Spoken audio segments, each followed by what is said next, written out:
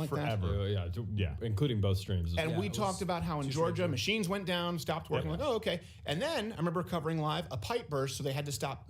Counting in Georgia, yeah. Go back. I don't want to. This is our own show. We didn't have time to go through 14 hours of footage, but it did happen on election night. Yeah. And I need to tell you this. I'm going to hold myself accountable. I provided you with misinformation accidentally. Why? Because ABC, NBC, CBS, Fox News, everyone said a pipe had burst, and so they were going to resume counting later. Yeah. We didn't know at that moment in time that when they said we were going to resume counting later, they meant right now.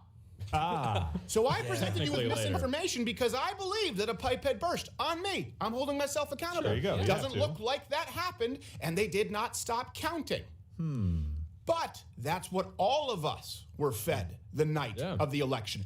Everyone, and I will prove to you in graphic detail. So I apologize. Some of these videos are a little bit long, but I think you need the context, and this should be really the only segment that you need on this topic. I always recommend that you go to loudwithcreditor.com, check the sources, right? Check auxiliary sources. Make sure that I'm right, you're right. Link in the description. But this is something you can share with people who don't understand it. So we were told they stopped counting, a pipe burst. People were, that's what we were told. Yeah, people were supposed to go home. No more counting was going to happen. But then they said, well, hold on a second. No one was sent home. That was their defense after that. Yeah. No one was sent home, actually. That's a lie. And that only came up because of sworn affidavits from people saying, hold on a second, we were sent home. They continued counting. Now we have video from 4 different angles showing that people were sent home and they continued counting. This is a 2-minute video, but it's important to watch. This was shown at the Georgia hearing that you never saw. According to the witnesses, the Republican observers, there is a lady who has blonde braids who comes out to announce we're going to stop counting. Everyone go home. And in fact, we see that. What happens is everyone clears out. So what you're going to see, look at the ladies in yellow. You'll see that they will begin just sitting still, doing nothing, ostensibly not working, because after all, they said they're going to stop counting. They will wait until the witnesses over there in that roped-off area, the press and the observers, leave the room. Then you'll see them move into action and begin scanning ballots. Once everyone is gone, coast is clear, they are going to pull ballots out from underneath a table.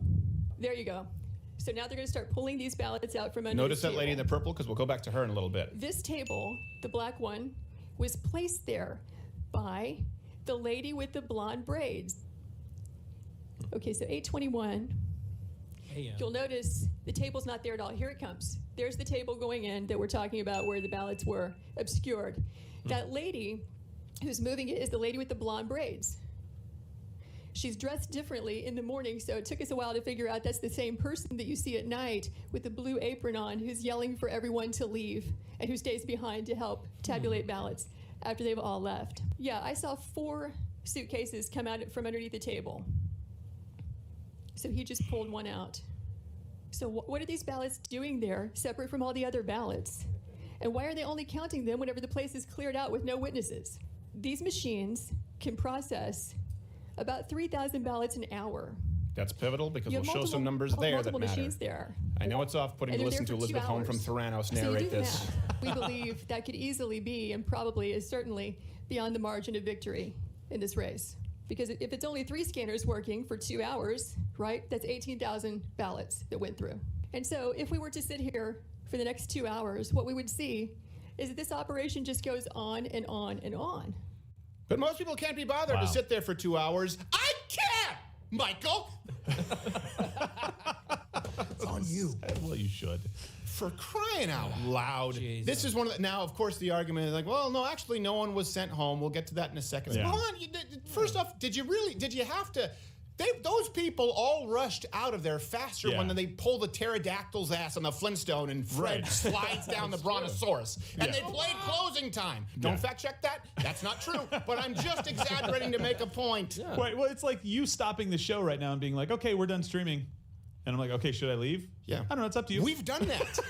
Yeah, then I leave and you're like, oh, Gerald left. I can't believe he left. Nobody ever said No, except they don't say you can't believe he left. I'm like, good, Gerald's gone. Now we can do the show. Jared. Oh, man.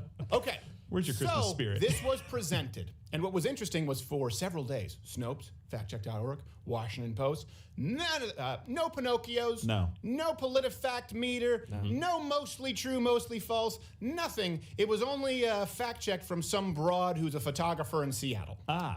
Qualified. And then they came up with the explanation. First off, they said, well, those aren't suitcases. Okay, they look like suitcases. And they tried to say, well, actually, the bins were empty. No, they weren't empty. Then they said, well, actually, they filled the bins with the press there. And it's, okay, none of this matters. Let me explain to you why. But first, their primary defense is no burst pipe, right? No pipe actually burst. And the poll watchers weren't sent home. This is what they're saying now when they claim they've debunked this video. Here. The water pipe leak and the events on the surveillance video did not happen on the same night. Those two events occurred 17 hours apart. How do we know?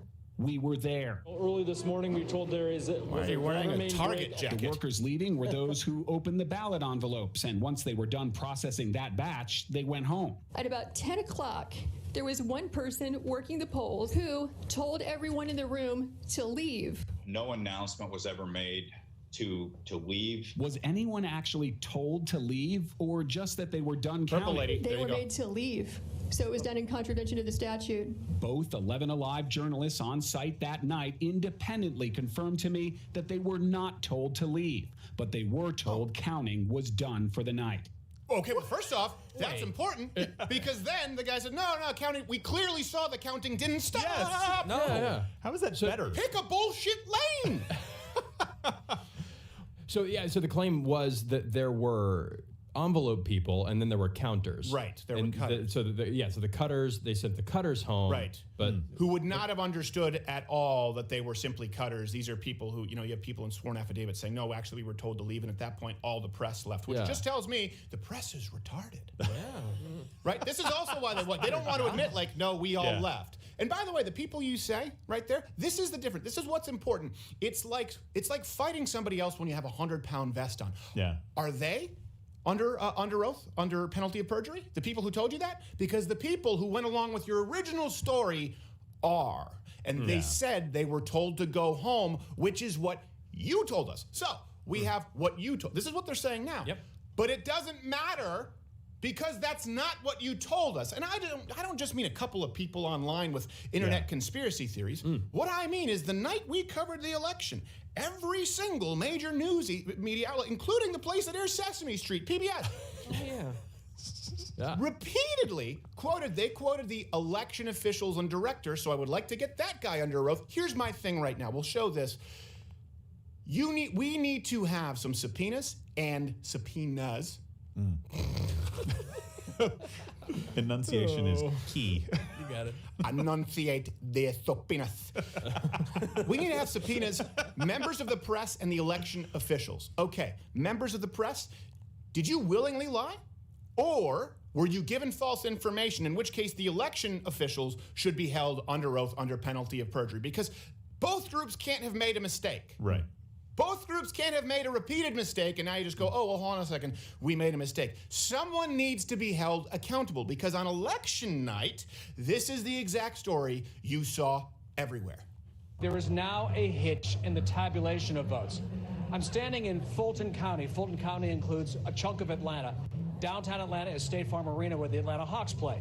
They are tabulating the absentee ballots of Fulton County, Georgia's most populous county. A water pipe has broken inside the arena.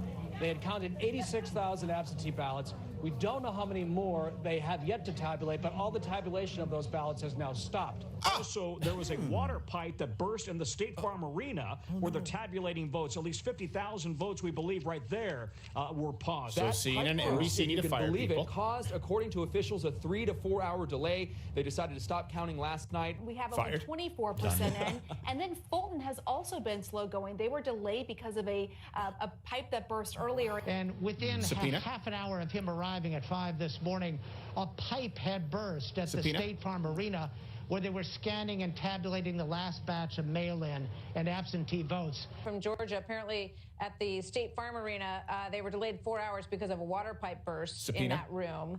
And they don't expect, as you say, Bill, that Fulton County will come in for quite some time. Fulton County, most populous county. It is Atlanta. They just stopped counting at 10:30 p.m. They stopped counting their absentee ballots. They said they'd pick it up in the morning. Both fired and subpoena because they didn't stop counting. No. Well, they did. Hold on a second. Give me a fact check. Fact check. Oh, there we go.